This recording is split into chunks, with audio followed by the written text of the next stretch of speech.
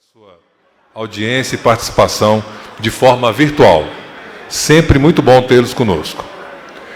Bom, agora nós teremos o terceiro painel, cujo tema é Promoção de Direitos Humanos. Quero convidá-los a retornar a seus lugares para que possamos dar início ao terceiro painel.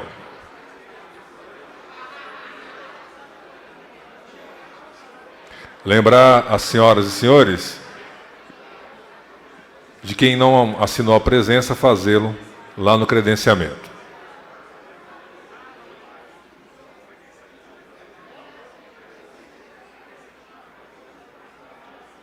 Bom, teremos agora o painel Promoção de Direitos Humanos. Neste painel teremos a palestra O papel da Defensoria Pública no Sistema Interamericano e seu impacto transformador. Eu convido para moderar esse painel a professora doutora Flávia Piovesan e o mediador, a palestrante, perdão, a nossa palestrante, professora Flávia Piovesan, e o mediador do painel, que será o secretário de Articulação Institucional da Defensoria Pública da União, doutor Gabriel Saad Travassos do Carmo, e o diretor da Escola Nacional da Defensoria Pública da União, doutor César de Oliveira Gomes.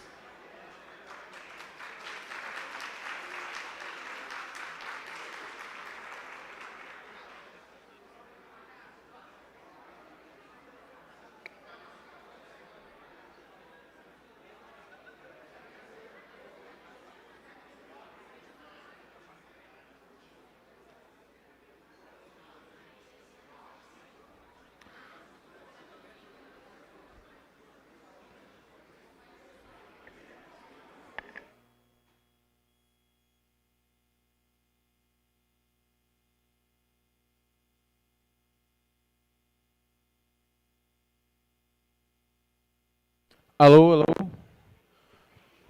Muito boa tarde a todos e a todas colegas aqui presentes. Meu nome é Gabriel Travassos, atualmente estou como secretário-geral de Articulação Institucional. Queria agradecer imensamente a presença de todas as pessoas aqui, defensores e defensoras, com uma longa história de atuação. E eu tive a honra de ser convidado pela Escola Nacional a ser mediador nesse painel com a professora doutora Flávia Piovesan. Ela é professora e doutora na PUC São Paulo, com pós-doutoramento na Universidade de Harvard, Oxford e no Max Planck Institute. Ela também foi vice-presidente da Comissão Interamericana de Direitos Humanos, é procuradora do Estado de São Paulo, licenciada, atualmente cedida ao Conselho Nacional de Justiça, onde é coordenadora científica da Unidade de Monitoramento e Fiscalização das Decisões do Sistema Interamericano de Direitos Humanos. Então, sendo bem breve aqui na minha apresentação, queria registrar, professora, a honra, a imensa alegria de estar presente ao seu lado, e tenho certeza que a senhora vai fazer uma palestra que vai nos iluminar e nos apoiar na atuação da Defensoria Pública, que tem direta ligação com o cumprimento das decisões e das recomendações, tanto da Comissão quanto da Corte Interamericana de Direitos Humanos. Muito obrigado.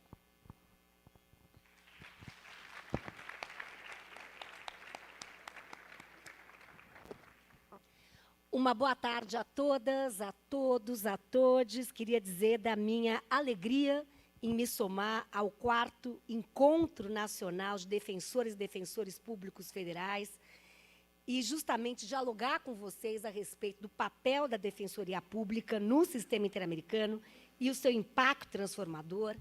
Então, uma vez mais, reitero o sentimento de profunda gratidão pela honra do convite, dizer que me sinto muito feliz em me somar a esse painel com defensores públicos notáveis, como é Dr. Gabriel, Dr. César, e deixar um abraço muito afetuoso numa amiga querida, a doutora Daniela, que está aqui, uma amiga da PUC. Trabalhamos juntas em projetos, em pesquisas, em publicações, na docência, e uma amiga com quem tive a oportunidade de aprender muito, e é uma inspiradora de todos nós, que é a querida doutora Isabel Penido. Então, com isso, a minha profunda admiração à arte e ao desafio de defender direitos, o direito a defender direitos, e o dever institucional de defender direitos. Conversava há pouco com Dr. Gabriel e Dr. César, vejo aqui na Defensoria Pública da União uma instituição irmã do sistema interamericano. Nós somos aliados em prol de uma mesma causa, de uma mesma luta, de um mesmo sonho, que é a defesa dos direitos humanos, da democracia e do Estado de Direito. Então, sintam-se absolutamente admirados, admiradas, abraçados, abraçadas, e deixo aqui esse registro de profunda admiração a cada um de vocês pela trajetória, pela vocação, pela entrega desmedida à causa dos direitos humanos. E, com isso, eu passo, então, ao tema da minha intervenção, que é o papel da Defensoria Pública no sistema interamericano e o seu impacto transformador. E o farei a partir de 3 perguntas. A primeira delas é: por que precisamos do sistema interamericano? Num segundo momento, como compreender o mandato e o impacto transformador do sistema interamericano? E, finalmente, como a Defensoria Pública pode fortalecer o impacto transformador do sistema interamericano sob o mantra que, reiteradamente, nós repetíamos no sistema interamericano, que é proteger direitos, pero também cambiar realidades. Então, eu penso que isso nos une, ou seja, a vocação para proteger direitos, mas para também transformar realidades. Então, eu começo com a primeira questão: por que precisamos do sistema interamericano? E esta pergunta nos leva a 3 desafios estruturais e 3 desafios emergentes no âmbito da região. Então, eu começo com os 3 desafios estruturais. Primeiro desafio, e todos eles agravados, exacerbados, acentuados com a pandemia. A nossa região é a região mais desigual do mundo. De acordo com a CEPAL, hoje, 33,7% da população na América Latina vive na pobreza, ao passo que 14,9% vive na pobreza extrema.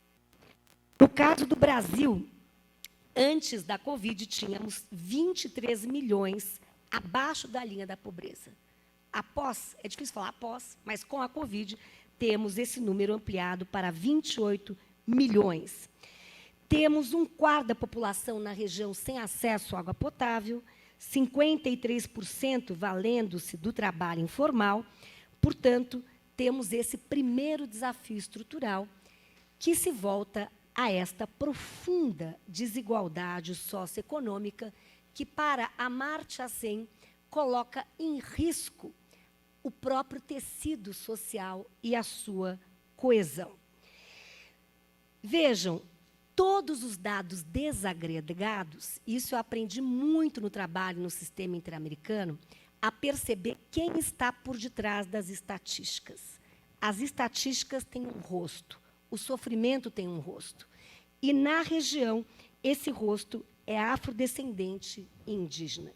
Portanto, todos os indicadores, e eu digo isso com base empírica, nos 35 países da região, América do Norte, Central, Caribe e América do Sul, apontam a um padrão histórico, estrutural, sistemático de discriminação, exclusão e violência que afetam de maneira desproporcionalmente lesiva povos afrodescendentes e indígenas, havendo ainda a chamada overlapping discrimination, quando nós adotamos o enfoque interseccional e tratamos aqui, por exemplo, das meninas indígenas, das meninas afrodescendentes.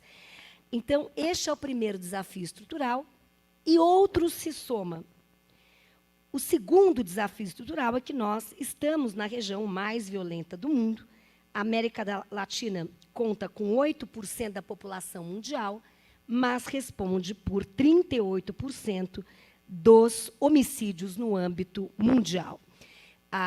Das 50 cidades mais violentas do mundo, 42 estão na nossa região. Portanto, violência epidêmica, segundo desafio estrutural. E terceiro desafio estrutural, déficit democrático. Vejam, a pesquisa Latinobarômetro de 2021, quando indaga sobre o apoio da democracia na região, chega ao seguinte número: 48% dos entrevistados consideram a democracia preferível a toda e qualquer outra forma de governo. Ainda que eu tenha respirado de maneira limitada em ver o Datafolha antes das eleições, que apontava um número 70%, um número bastante expressivo.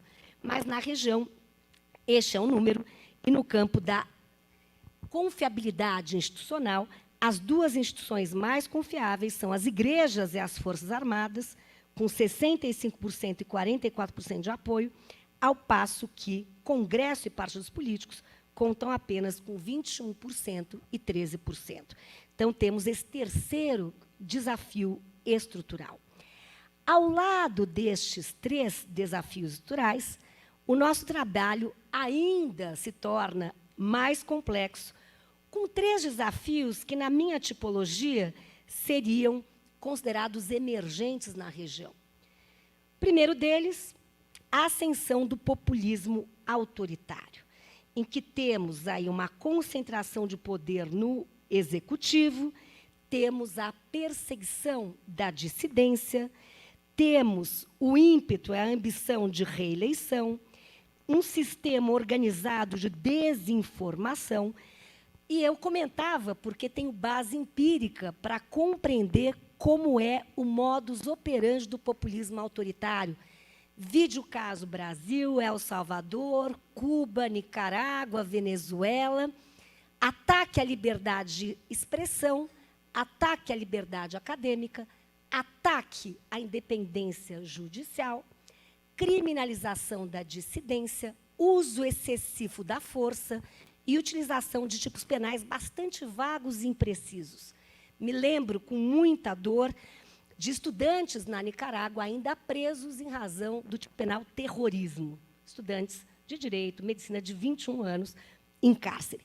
Portanto, sabemos, porque todos nós conhecemos a prática do populismo autoritário, com legalismo autoritário, com constitucionalismo abusivo ou com as chamadas illiberal democracies.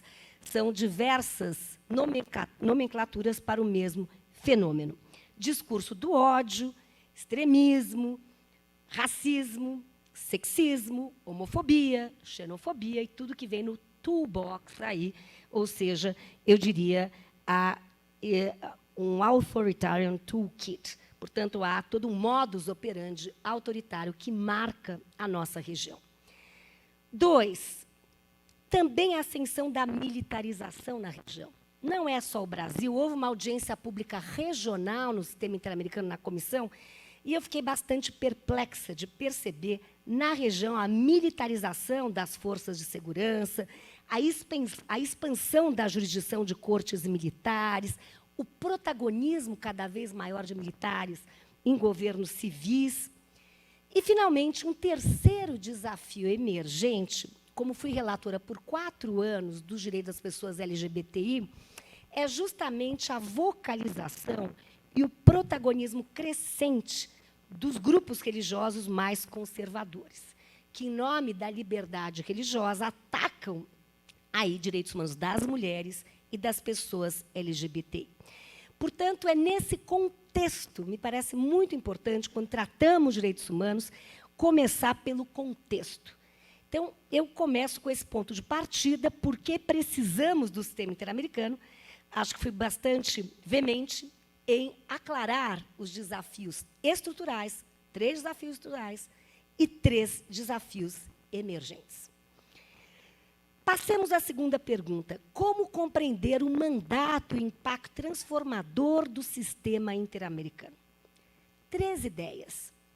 Primeiro, o que eu pude aprender com a prática é que há 3 dimensões, há 3 pilares essenciais no sistema interamericano. O primeiro deles é a centralidade das vítimas, o Victim-Centric Approach, que é o oxigênio do trabalho da Defensoria Pública. Portanto, nós só existimos enquanto instituição em razão da dor humana, do sofrimento humano. É a capacidade institucional de prover um abraço, uma escuta ativa à dor, ao sofrimento daqueles que são vítimas de tortura, de racismo, de sexismo. Em suma, temos aí um amplo rol e nós aqui compartilhamos desse desafio de focar na vítima, na sua dor, no seu sofrimento, sobretudo dos mais vulneráveis. No sistema interamericano, há uma frase que sempre era repetida, que era "Raise the voice of the voiceless, give visibility to the ones who are invisible", ou seja, os mais vulneráveis, as mulheres trans, as pessoas LGBTI, as pessoas idosas, os migrantes, povos indígenas, afrodescendentes. Portanto, sempre esse recorte nas vulnerabilidades que, na consequência, a consequência jurídica é demandar dos Estados um dever de devida diligência, reforçada. Então, esta é a consequência. Segundo pilar, estándares interamericanos. Portanto, integrar o sistema interamericano, eu tive a honra de ser vice-presidente da comissão, e sempre lembrava aos meus colegas, eu que estou na causa há décadas, participei de Anistia Internacional, Comissão Justiça e Paz, CDDPH e tantos outros, o que é diferente quando você está nesse organismo servindo a um mandato institucional? É que nós integramos um sistema interamericano. Portanto, há estándares interamericanos, há um corpus jure interamericano, há um patrimônio regional protetivo de direitos. E, finalmente, a terceira dimensão, e essa eu queria muito, muito enfatizar, é a ambição, a audácia, a genialidade do sistema interamericano. É um sistema único no mundo por acolher o Instituto da Reparação Integral. E aí eu creio que esse diálogo com cada um de vocês que tem esta função, missão heróica de defender o direito a ter direitos, faz todo o sentido. Porque, vejam, o caso Maria da Penha, como exemplo, se ele fosse encaminhado à Corte Europeia, a mesma petição, com outro fundamento, e sendo a mesma petição amparada na Convenção Americana, submetida ao sistema interamericano, a reação, a resposta de cada sistema é diverso. Porque o sistema europeu é muito mais autocontido e, diria, de fato, reconhece-se a responsabilidade internacional do Estado por afrontar o direito à vida, o direito à integridade física, o direito à proteção judicial. Com base na doutrina da margem de apreciação, Estado X proveja aí a reparação justa, notadamente econômica. Atenção, o sistema interamericano é muito mais audacioso, porque o Instituto da Reparação Integral contempla 6 mecanismos.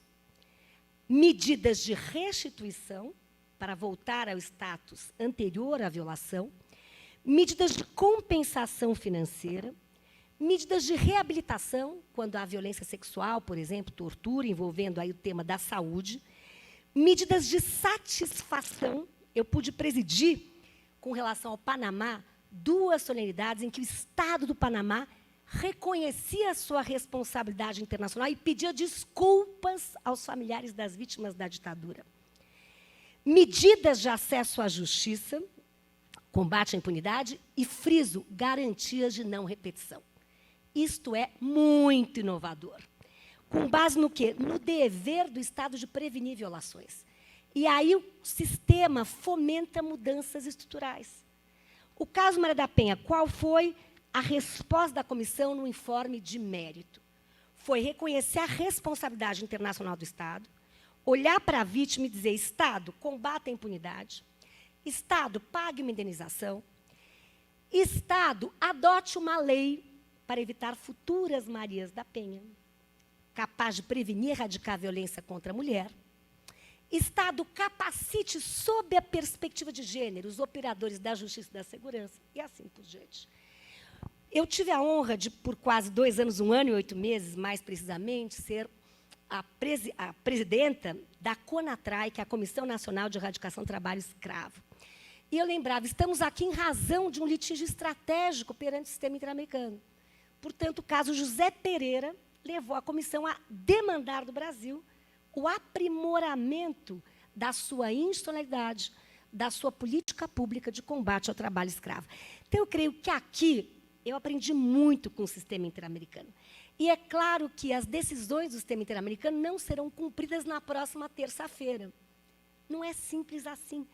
Abre-se um processo de implementação dinâmico, complexo, multifacetado, envolvendo diversos atores, e a Defensoria Pública é um ator central para coadjuvar nesse processo de implementação e de mudanças transformadoras. Então, mudanças estruturais são fundamentais na nossa região.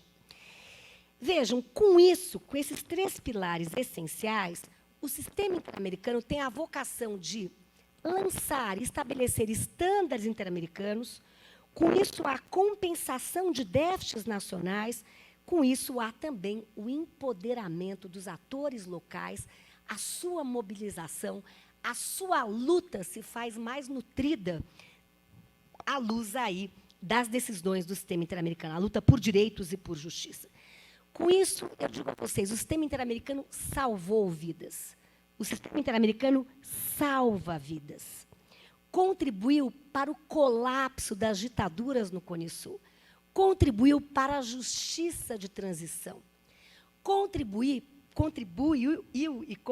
para o fortalecimento da institucionalidade democrática, para a proteção dos direitos sociais e para proteger os mais vulneráveis.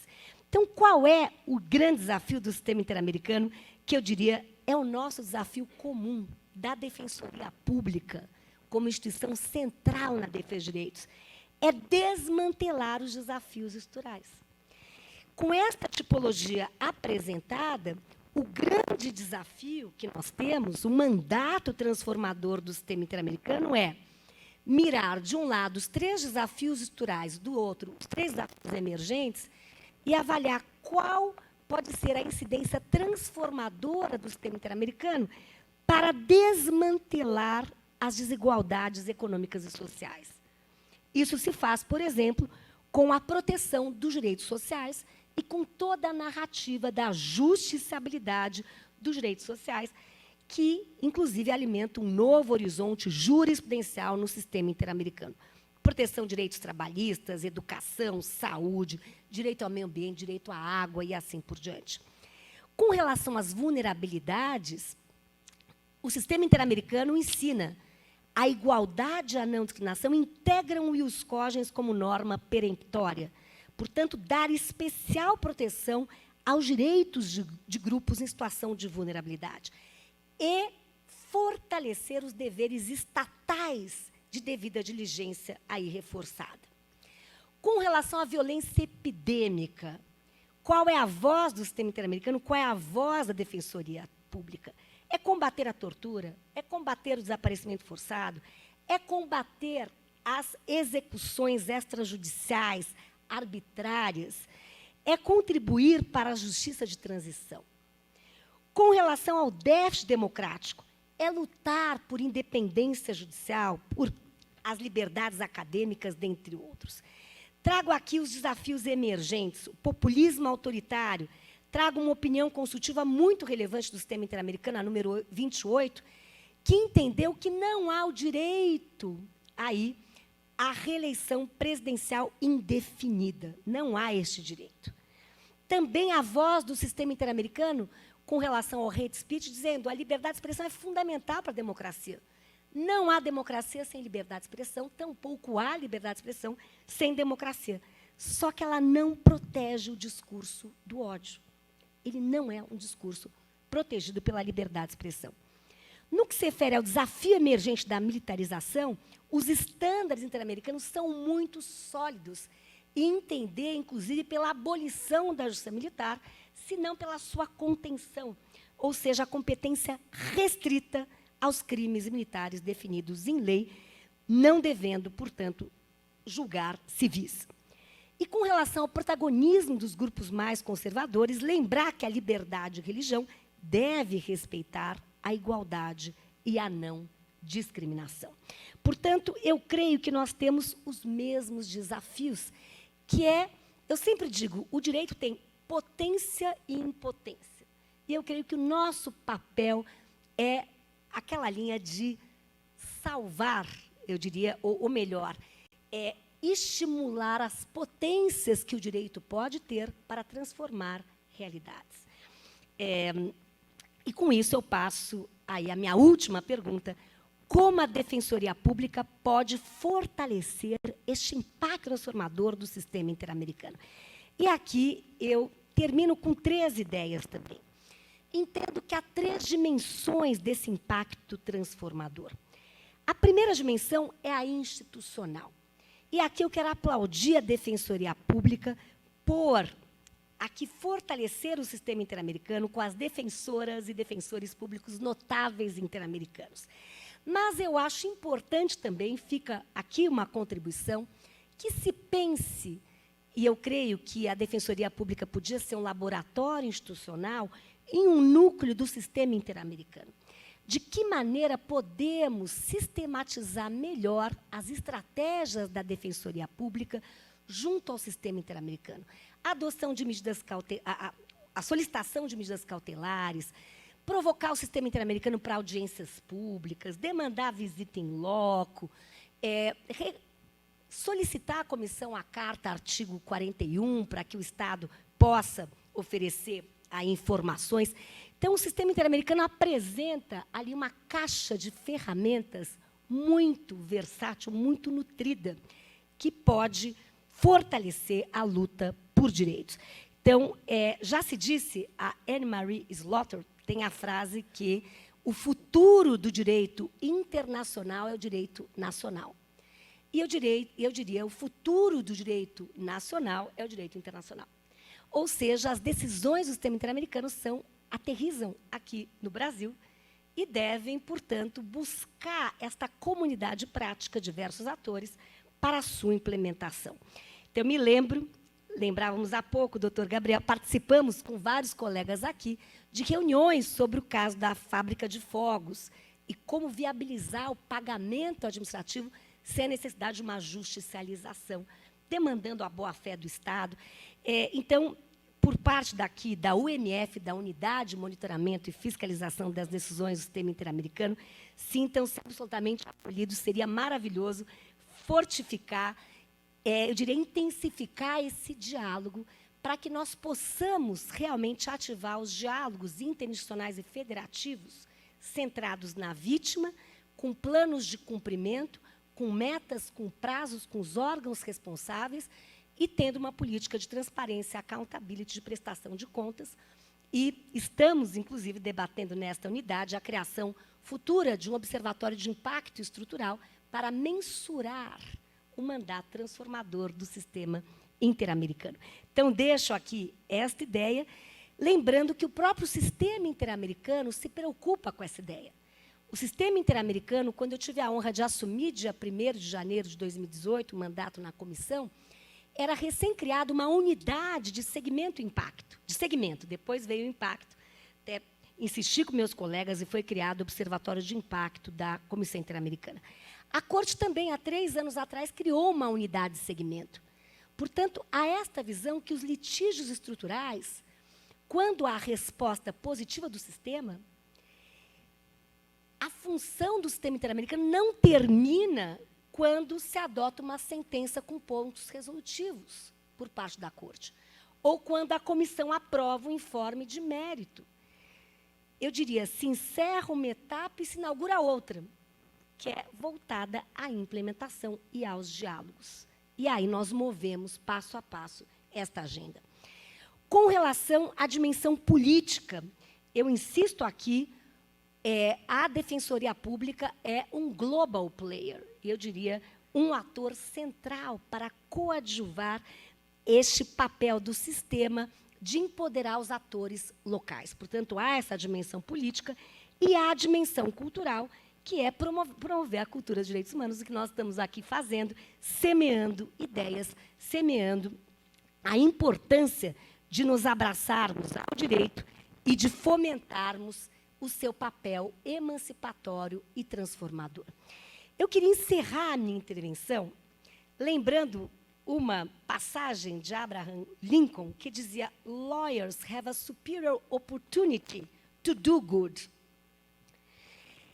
E eu vejo que a defesa dos direitos humanos, eu li um livro recentemente, semana passada, eu li essa frase. E aí eu pensei, vou trazer aqui para esse evento. Quer dizer, os advogados e advogadas têm essa oportunidade suprema, superior, de fazer o bem. Do to good. E eu creio que a defesa dos direitos humanos, as defensoras e os defensores dos direitos humanos, celebram no mais elevado grau e potência essa oportunidade única de fomentar o bem. Portanto, de converter. Qual é o nosso papel? Sistema Interamericano de Defensoria. O nosso papel é converter a violação da dor e do sofrimento em proteção de dignidade, em proteção de direitos, em proteção da justiça, expandindo horizontes emancipatórios e transformando realidades. E trago ainda a voz de Martha Nussbaum, quando diz: imaginar a dor de uma pessoa e perguntar sobre o seu significado é um poderoso modo de compreender a realidade humana e de adquirir uma motivação para transformá-la. Eis o desafio emancipatório dos direitos humanos: acolher a dor humana e permitir o resgate da humanidade, da liberdade, da igualdade, da dignidade inerente a toda e qualquer pessoa, com seu valor único e infinito. Parabéns, parabéns, eu me sinto muito orgulhosa de estar aqui e de poder dialogar e de poder fomentar esta ideia de que nós possamos usar a nossa energia institucional para realizar esta oportunidade suprema de fazer o bem, construindo sociedades mais plenas, mais igualitárias, mais justas, mais resilientes, mais sustentáveis, mais solidárias, em que cada pessoa seja livre e igual em dignidade, direitos e respeito. Muito obrigada.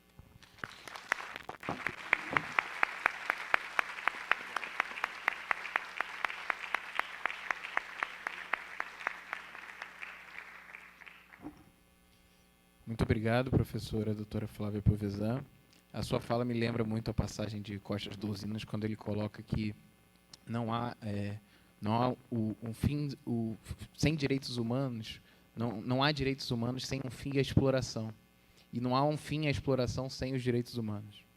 Então, o discurso de direitos humanos, ele é inspirador. A prática de direitos humanos, ela é revolucionária. E aqui, nesse ambiente que a gente tem hoje, tem colegas que estão com o pé na lama, expondo sua integridade pessoal junto com a população, com os movimentos sociais, que nenhuma instituição democrática se constrói sem a população, mas estão com o pé na lama, enfrentando garimpeiros, grandes empresas transnacionais, fazendeiros, grupos paramilitares que estão ameaçando a vida de povos indígenas. Então, é uma alegria muito grande poder ouvir suas palavras e trazer essa prática revolucionária. E revolucionária porque mexe com estruturas que foram consolidadas num histórico de formação da América Latina a partir da exploração, do extermínio, da escravização. Então, enquanto essas estruturas de discriminação estrutural e estruturantes não forem mexidas, inclusive nas instituições, eu falo Poder Judiciário, falo a própria Defensoria Pública, a gente não vai conseguir a efetivação dos direitos humanos e essa prática. A gente continua no campo inspirador, mas não na prática revolucionária. Então, tenho certeza que as suas contribuições, o papel do CNJ na Unidade de Monitoramento e Fiscalização, junto com a Defensoria Pública da União, vão contribuir muito para que a gente consiga, conjuntamente, enfrentar, à luz dos precedentes da Corte Interamericana, dessa vanguarda, e a vanguarda que a senhora trouxe, também à frente, como vice-presidente da Comissão Interamericana de Direitos Humanos, contribuir exatamente para que nós possamos enfrentar essas estruturas que mantêm, basicamente, a exploração e a opressão sobre corpos. Então, o conceito de justiça de transição, da gente fazer justiça, talvez não tivéssemos ressuscitado monstros que foram ressuscitados nos últimos anos, se nós tivéssemos mexido nessas estruturas lá atrás, e agora nós temos a oportunidade de fazê-lo. Muito obrigado. E eu queria ouvir os colegas, se algum colega, algum defensor, defensora tem alguma pergunta também. Doutor César. Tem pergunta?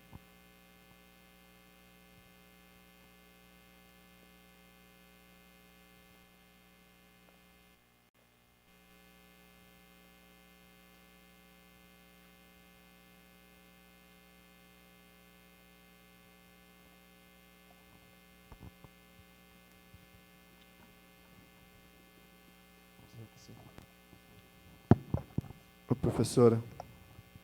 Aqui em cima. Tudo bem? Meu nome é Ricardo. Professora, na experiência prática aí, atuando no combate ao trabalho escravo, eu identifico que o maior problema não é proceder ao resgate, é o que fazer com o cidadão depois que ele é resgatado. E principalmente no trabalho doméstico, porque muitas vezes a pessoa está ali numa condição de sobrevivência, sem salário, às vezes até está recebendo um louço de forma indevida, mas está recebendo. E aí você, às vezes, faz o resgate, tira o cidadão dali, não tem onde colocar, já perdeu o vínculo com a família há muito tempo. Em casos onde ele recebe o louço, ele vai trocar um benefício que já está por um salário que, às vezes, o cara não vai ter nem condição de estar pagando. Mas se dentro do sistema interamericano, em outros países, a sua experiência na Conatrai, a senhora já vivenciou algum tipo de, vamos dizer assim, providência exitosa para o pós-resgate, para o day after, para depois de consumada aquela situação?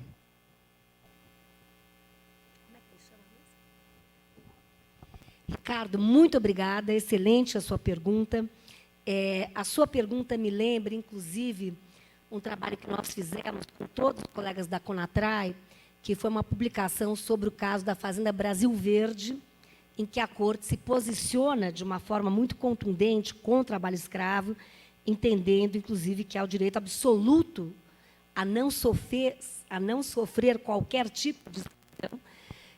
Eu aqui me somo a Norberto Bobbio, quando entende que todos os direitos são relativos, mas há dois absolutos. O direito a não sofrer tortura e escravidão. Aí não tem juízo de ponderação.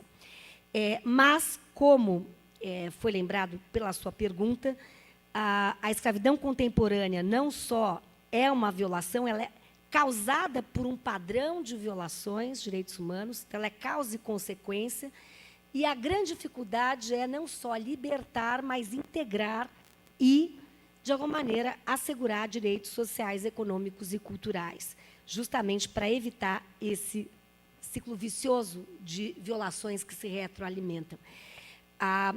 Eu, na comissão, aprendi muito.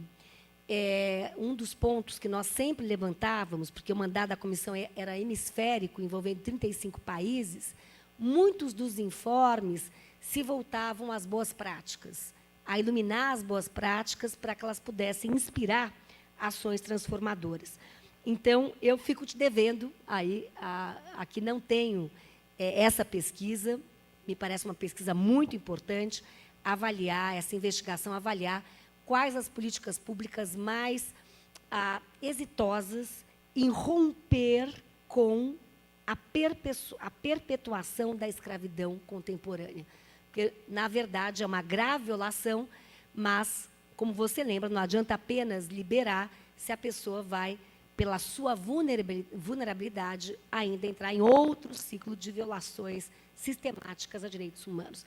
Então, eu creio que essa é uma tarefa importante e é uma metodologia de trabalho bastante relevante, identificar as boas práticas e buscar reconstruir políticas, marcos normativos.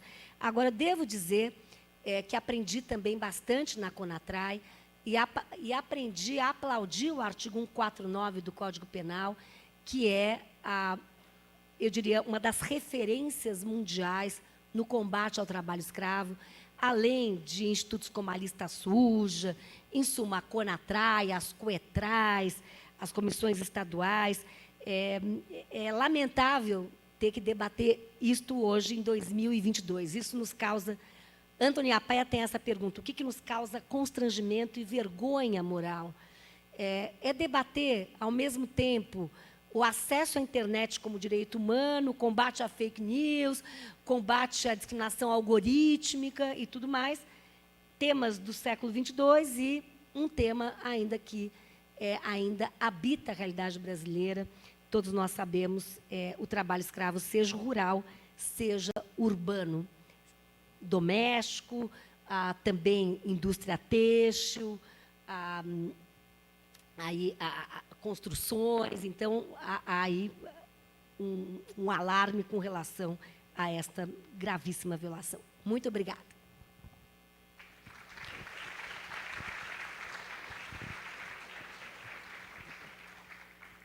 Obrigado, professora. Mais alguém tem alguma pergunta?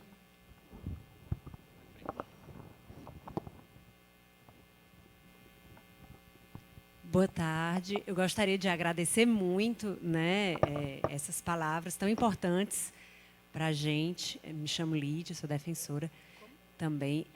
A minha pergunta, professora Flávia, é quando, assim, não sei se há precedentes, né, chegando na comissão, de casos, a gente teve um caso que eu acompanhei particularmente, em que o principal violador no Estado é o próprio Poder Judiciário. Né? É um caso específico que a gente acompanhou, mas eu não sei se existem outros casos dessa natureza, né, já em trâmite, em que o Poder Judiciário, ele, inclusive, não age devagar, ele age rápido, mas contrariamente a direitos. Né? A gente tem uma realidade aqui no Brasil tanto de muitas reintegrações de posse em área indígena, que são, inclusive, movidas na Justiça Estadual, sem mencionar a natureza indígena do território quilombola. A gente tem uma quantidade muito grande também de questionamentos judiciais a processo de demarcação. A gente sabe que o INCRA ele já é demorado, a FUNAI já é demorada, mas, às vezes, ela consegue caminhar e esse processo ele várias vezes vai retornando. Teve um processo que a gente teve a oportunidade de atuar, do povo Tapeba, lá no Ceará, em que passou por 3 anulações judiciais do relatório de delimitação e demarcação, por interesses, né, locais. Então, era anulado, voltava, depois começava de novo, avançava, era novamente anulado. Então, a gente não tinha nem o tempo de demora, tanto no administrativo como no judicial, porque o processo ele ia sempre nesse ciclo se reiniciando. Né? Então, eu gostaria de ouvir sobre experiências, né, de processos relacionados a isso. E agradeço. Elidia, eu quem agradeço a sua excelente questão. Você tem toda a razão. Há um passivo do Brasil que envolve como órgão perpetrador da violação o Poder Judiciário. Portanto, o Poder Judiciário deixa de ser garante de direitos para ser violador. E, além da violação em si, soma-se a violência institucional. Eu posso aqui compartilhar com vocês o que o CNJ tem feito a respeito. Então, eu creio que um passo decisivo foi fechar termos de cooperação do CNJ com acordos com a Comissão Interamericana, a criação da OMF, o ano passado, um ano, a recomendação 123 do Conselho Nacional de Justiça de janeiro desse ano, que recomenda a todo o Poder Judiciário aplicar Tratado de Direitos Humanos, exercer controle de convencionalidade e aplicar a jurisprudência interamericana. Em março foi lançado o Pacto Nacional do Judiciário para os Direitos Humanos, com ações iniciais envolvendo desde concurso premiando decisões que exerçam controle de convencionalidade, até cursos de capacitação. Fizemos um piloto em São Paulo com a EPM e com a Infam. Fizemos o segundo aqui em Brasília, quando a Corte sessionou, no final de agosto.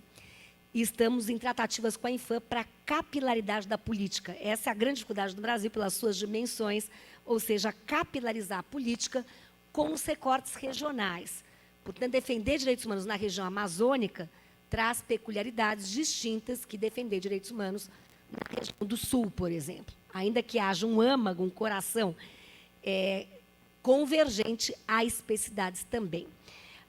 Então, são várias as ações que estão sendo, eu diria, desenvolvidas no que se refere à implementação deste pacto, desde a inclusão da disciplina de direitos humanos como disciplina autônoma nos editais de concurso público, concurso de sentenças.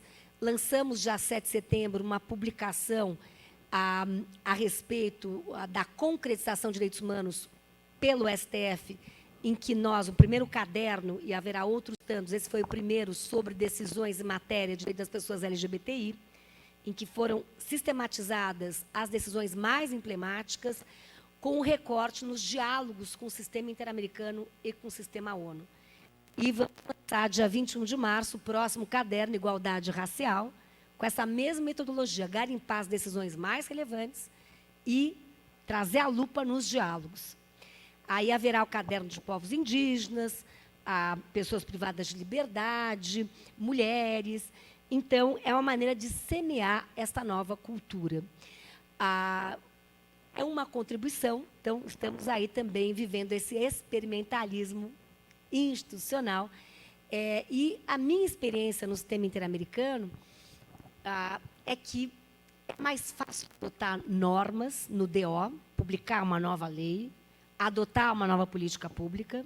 Isso é mais simples que mudar mentalidade. É por isso que, quando nós aprovávamos relatórios de mérito, nós, os 7 membros da comissão, sempre debatíamos, bom, além de pagar a indenização, de combater a impunidade, demandar do Estado, de desculpas, etc., o que é importante, além da adoção de novos marcos normativos e políticas públicas? Capacitação. Mudar a cultura, transformações culturais. Isso é fundamental. Então, vejam, o CNJ este ano mesmo adotam uma resolução prevendo um protocolo sob a perspectiva de gênero para o enfrentamento da violência contra a mulher. Então, é um exemplo. CNJ, na sexta-feira, lança um pacto pela equidade racial, que também envolve o tema de um protocolo. Então, são maneiras, são instrumentos para a sensibilização.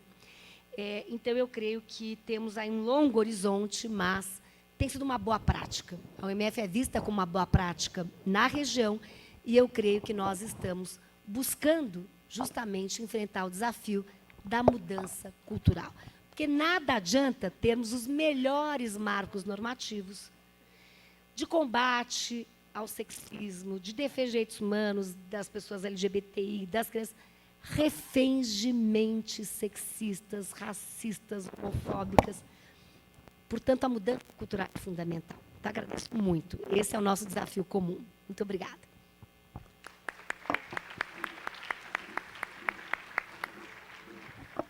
Muito obrigado, professora. Em razão do horário, a gente vai precisar, infelizmente, encerrar as perguntas, mas antes eu queria passar a palavra para o Dr. César para uma fala. Boa tarde a todas e todos. Professora Flávia Piovesan, mais uma vez gostaríamos de agradecer por ter aceito nosso convite, mas em especial pedir ao nosso mediador, Dr. Gabriel, 2 minutos de fala, para, tendo em vista a sua impossibilidade de estar conosco na quinta-feira, agradecer por ter aceito o convite para fazer o prefácio da obra que nós lançaremos na quinta-feira.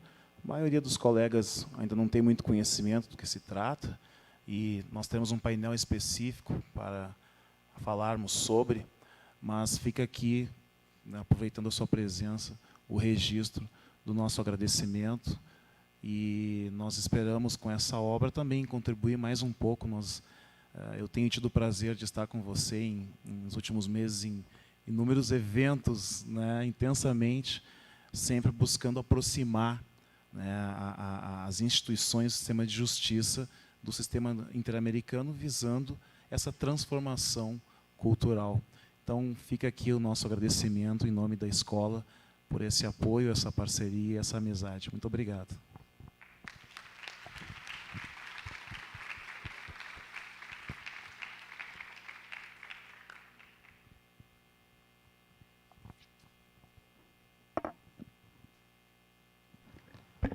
Bom, convidar o Dr. Gabriel Travassos e Dr. César para entregar um kit institucional da DPU à professora doutora Flávia.